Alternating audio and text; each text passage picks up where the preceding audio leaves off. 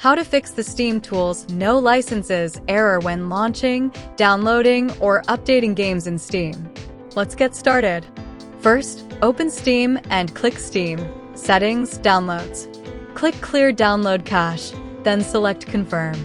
Steam will restart. Sign in again and try downloading or launching the game. If the problem is still there, open Windows Security, go to Virus and Threat Protection, click Manage Settings, and temporarily turn real-time protection off. Now open your browser and download Cloudflare WARP from 1.1.1.1. Install it, launch it, and click Connect. Next, open the Start menu, search for PowerShell, right-click it, and choose Run as Administrator. Copy the first PowerShell command from the pinned comment, paste it into PowerShell, and press Enter. When it finishes, restart Steam and check if the error is fixed.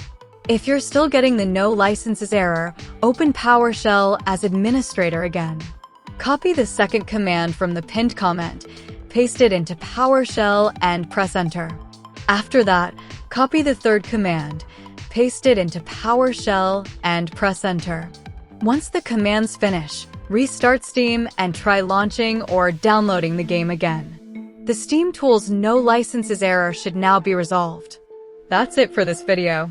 If it helped you, please like the video, subscribe to the channel, and turn on notifications for more troubleshooting guides. Thanks for watching, and I'll see you in the next video. To be what I want, I'll keep dreaming